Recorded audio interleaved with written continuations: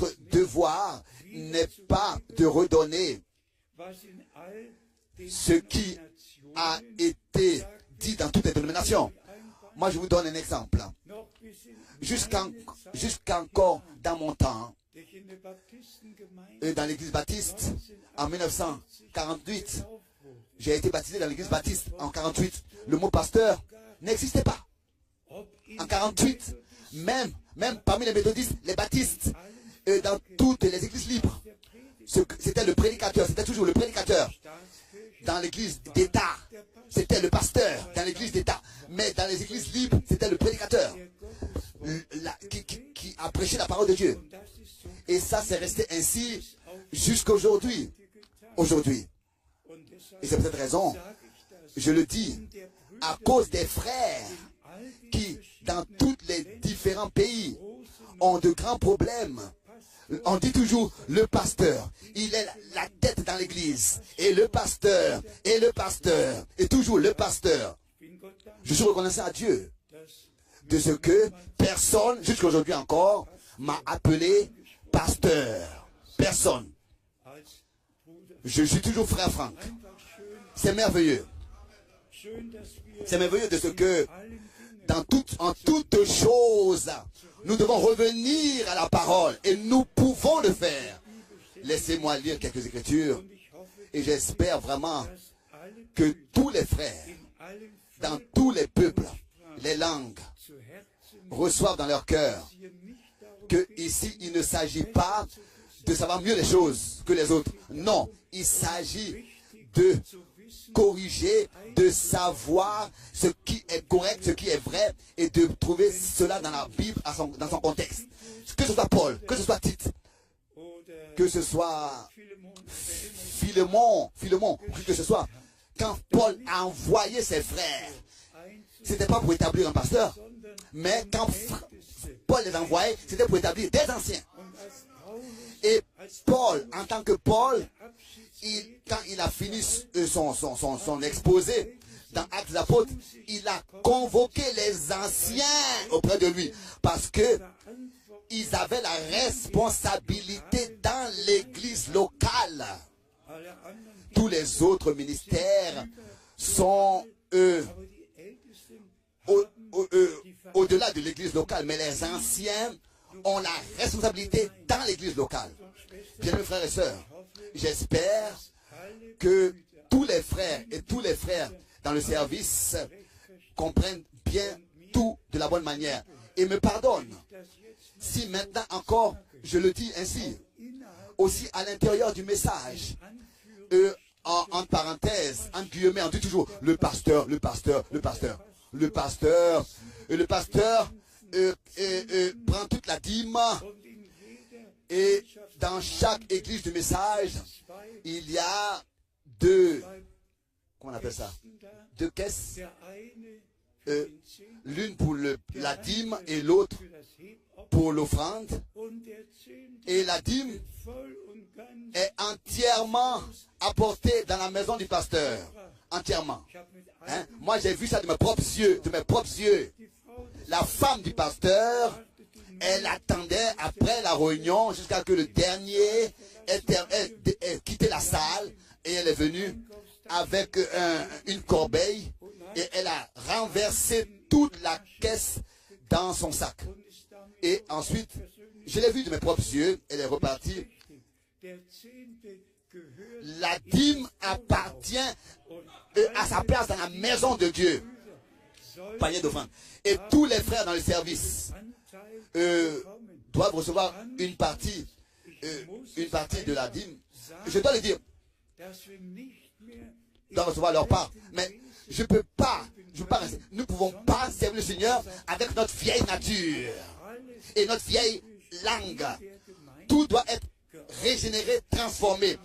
Et que dans l'église du Dieu vivant, tout doit être restauré pour que nous puissions parvenir à l'unité de la foi et à la connaissance du Fils de Dieu. Lisons encore quelques écritures. Et bien aimés frères et sœurs, j'ai encore très dans le cœur que tous puissent faire leurs expériences, toutes les expériences du salut en Christ, l'enseignement vient seulement après notre conversion. Nous ne pouvons pas être enseignés dans le royaume de Dieu. Nous devons naître de nouveau dans le royaume de Dieu. C'est pour cette raison que d'abord l'évangile doit être prêché. Et tous ceux qui ont cru, vraiment cru, et qui se sont laissés baptiser, seront sauvés. Et ensuite, il est écrit, après le baptême, enseigner toutes les nations. D'abord, nous devons faire nos expériences du salut, une vraie conversion, une vraie nouvelle naissance, une vraie régénération authentique par la grâce de Dieu, pour pouvoir ensuite avoir part à la dernière action surnaturelle de Dieu. Et Dieu va accorder sa grâce pour que nous puissions tous bien comprendre tout et qu'il n'y ait aucune désunion parmi les serviteurs, aucune désunion, parce que seulement les frères dans le service, c'est eux qui apportent la désunion en fait sur le peuple, parce que eux-mêmes ils sont désunis et ils influencent, ils émettent cette désunion parmi le peuple. C'est pour cette raison que, comme frère Branham l'a dit, alors ce n'est plus les élus, l'église élue, alors c'est une loge, alors c'est l'église d'un frère dans laquelle des choses, des spécialités sont prêchées. On est spécialiste de certains sujets. Non. Qu'avec nous et en tous ceux qui dans le monde entier maintenant croient que tout, vraiment tout, soit ordonné en accord avec la Bible, aussi en ce qui concerne les églises locales. Dans Hébreu, nous lisons au chapitre 10, Hébreu chapitre 10, à partir du verset 19. Oui, Hébreu chapitre 10, à partir du verset 19 et 20. Ainsi donc, frères, nous avons au moyen du sang de Jésus une libre entrée dans le sanctuaire au travers du sang de Jésus. Nous avons une libre entrée dans le sanctuaire par le sang, au travers du sang de Jésus. Une libre entrée dans le sanctuaire. Nous pouvons à chaque fois mentionner l'œuvre accomplie de la rédemption et la placer au noyau, au centre, car Dieu était en Christ et nous a réconciliés avec lui-même et il a pardonné toutes nos fautes et notre condamnation était sur lui pour que nous ayons la paix et que c'est par ces meurtrissures que nous sommes guéris. Lisons encore une fois. Ainsi donc, frères, nous, toi et moi, ainsi donc, nous, frères, nous avons ici et dans le monde entier. Ainsi donc, frères, nous avons, au moyen du sang de Jésus, une libre entrée dans le sanctuaire.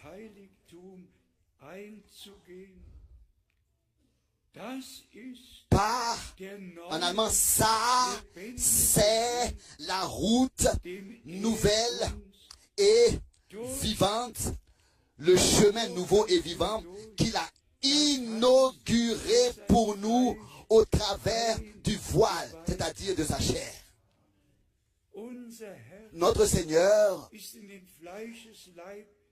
est venu dans ce corps de chair parce que nous avions péché, parce que nous sommes dans ce corps de chair, dans un corps de chair. Et c'est dans ce corps de chair qu'il a accompli la rédemption pour que ainsi, dans notre corps, nous puissions être soumis à la volonté de Dieu et que vivant encore dans cette chair, il n'y ait pas de rébellion en nous quand il s'agit de la sainte et précieuse parole de Dieu. Et encore dans Hébreu 10, au verset 23, nous avons ces paroles merveilleuses.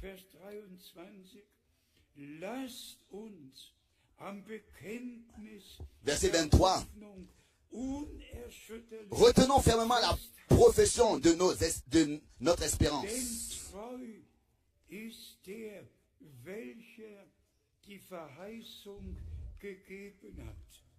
Car celui qui a fait la promesse est fidèle. Donc, ça n'a pas d'importance ce qui arrive et part. Retenons fermement ce qui nous arriverait comme épreuve, comme chose difficile. Nous restons fermes malgré tout, car rien ne peut nous séparer de l'amour de Dieu qui a été manifesté en Christ notre Seigneur. Et tous ceux qui aiment Dieu, toutes choses devront obligatoirement servir